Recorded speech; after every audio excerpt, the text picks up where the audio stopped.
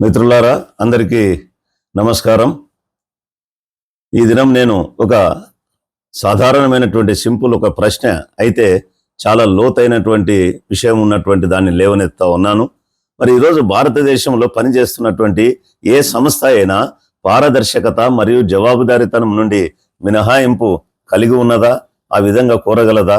ఈ మధ్య కాలంలో ఈ ఆర్ఎస్ఎస్ మరి రాష్ట్రీయ స్వయం సేవక్ సంఘ్ ఈ రాజ్యాంగ జవాబుదారీతనం లేదా మరియు రాజ్యాంగేతర అధికారం అనేటువంటి అపోహ ఏ సంస్థ అయినా రాజ్యాంగానికి అతీతమన్నటువంటి విషయం పైన నేను మీతో మరి నా యొక్క అభిప్రాయాలను పంచుకుంటున్నాను. మిత్రులారా, ఇటీవల కర్ణాటక హోం మంత్రి ప్రియాంక ఖార్గే ఆర్ఎస్ఎస్ యొక్క చట్టపరమైనటువంటి హోదా, రిజిస్ట్రేషన్ వివరాలు, సంస్థాగత నిర్మాణం, నిధుల మూలాలు మరియు ఆడిట్ చేసినటువంటి ఖాతాలు వెల్లడించాలని చెప్పి డిమాండ్ చేయడంతో ఈ ప్రశ్న తలెత్తింది. ఈ ప్రశ్నలకు నేరుగా ఆర్ఎస్ఎస్ సమాధానం ఇవ్వకుండా ఆ యొక్క సంస్థ అధిపతి మోహన్ భగవత్ గారు వాటిని రాజకీయమైనటువంటి ప్రశ్నలుగా కొట్టిపారేసి ఆర్ఎస్ఎస్ను హిందూ మతముతోనే పోల్చారని చెప్పి మనకు వార్తలు మరి వస్తూ ఉన్నాయి. కానీ మనం ఒక్కటి జాగ్రత్తగా ఆలోచిద్దాం మిత్రులారా. ఎందుకంటే హిందూ మతం అనేది ఒక మతం, ఇస్లాం అనేది ఒక మతం, క్రైస్తవ మతం అనేది ఒక మతం, అదేవిధంగా సిక్కిజం అంటే ఒక మతం. కానీ మతం అంటేనే ఒక విశ్వాసం. కానీ ఆర్ఎస్ఎస్ ఒక మతం కాదు. ఆర్ఎస్ఎస్ ఒక సంస్థ.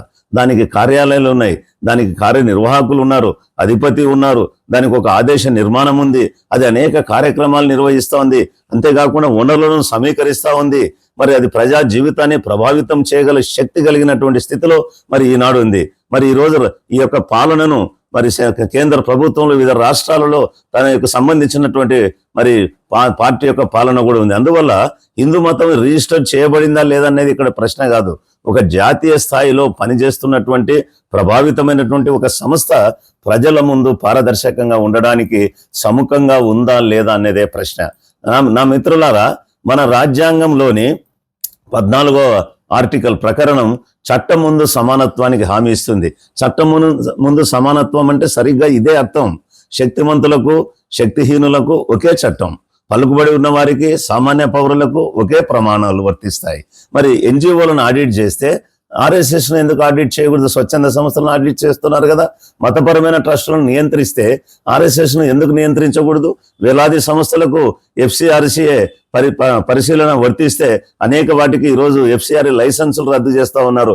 మరి ఎన్నో మంచి విద్యను, మంచి వైద్యాన్ని అందించేటువంటి, మంచి ప్రజలకు సేవ చేసేటువంటి స్వచ్ఛంద సంస్థల యొక్క ఎఫ్సిఆర్ఏ లైసెన్స్ను ఈరోజు రద్దు చేస్తున్నారు. మరి ఏ సంస్థ అయినా మరి ఇక్కడ ఈ సంస్థకు ఒక ప్రత్యేక మినహాయింపు ఎఫ్సిఆర్ఏ లైసెన్స్ అక్కరలేదన్నది ఎందుకు కోరాలా?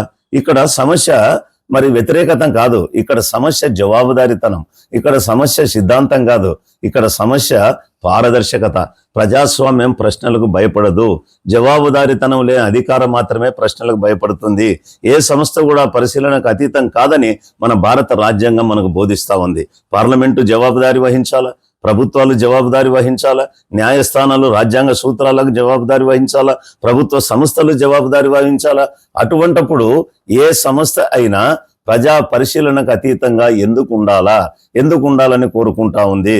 పేద పౌరుడు మరి ఒక బ్యాంకు ఖాతా తెరిచినప్పుడు అతని పత్రాలు మనం అనేక పత్రాలను అడుగుతాం, సమర్పించాలా. అదేవిధంగా ఒక ఎన్జిఓ ఒక విరాళాన్ని మరి తీసుకున్నప్పుడు అది ఖాతాలను లెక్కలను మరి నిర్వహించాలా. మరి ఒక ధార్మిక ట్రస్టు ఆస్తిని ఏదైనా పొందినప్పుడు ఒక చారిటబుల్ ఇన్స్టిట్యూషన్ అది రికార్డులను వెల్లడించాలా. అలాంటప్పుడు భారతదేశంలో అత్యంత శక్తివంతమైన ప్రభావవంతమైనటువంటి సంస్థ అయినటువంటి ఆర్ఎస్ఎస్ ఒక దాని చట్టపరమైన హోదా మరియు ఆర్థిక విషయాల గురించిన ప్రశ్నలను ఎందుకు మనం అడిగితే అవి అక్రమమైనవిగా పరిగణించాలా? రాజ్యాంగం విఐపి పౌరులను గుర్తించదు, అది విఐపి సంస్థలను గుర్తించదు. పారదర్శకత అంటే వేధింపు కాదు, పారదర్శకత అంటే జవాబుదారీతనం అంటే కక్ష కాదు, పరిశీలన అంటే దేశద్రోహం కాదు. ఇవే ప్రజాస్వామ్యానికి పునాదులు మిత్రులారా. దేశ భవిష్యత్తును తీర్చిదిద్దాలనుకున్నటువంటి సంస్థ ముందుగా దేశానికి తన జవాబుదారీతనాన్ని ప్రదర్శించాలి. జాతీయవాదానికి అసలైన పరీక్ష దేశం గురించి ఎంత గట్టిగా మాట్లాడుతూ ఉన్నామన్నది కాదు, మన భారతదేశ రాజ్యాంగానికి ఎంత విశ్వాసంగా కట్టుబడి పని ఉన్నామన్నదే మరి అసలైనటువంటి పరీక్ష. రాజకీయాలలో వ్యక్తిగత పూజ, వీర పూజకు వ్యతిరేకంగా బాబాసాహెబ్ డాక్టర్ బిఆర్ అంబేద్కర్ మనల్ని మరి ఆయన ముందే హెచ్చరించాడు. సంస్థలు లేదా వ్యక్తుల పట్ల విధేయత కంటే రాజ్యాంగబద్ధమైన నైతికత చాలా ముఖ్యమైనదని ఆయన మనకు మరి నొక్కి చెప్పాడు. మన విధేయత ఎల్లప్పుడూ మొదట రాజ్యాంగం పట్ల ఉండాల, పార్టీల పట్ల కాదు, ప్రభుత్వాల పట్ల కాదు, సంస్థల పట్ల కాదు, రాజ్యాంగమే ప్రథమం.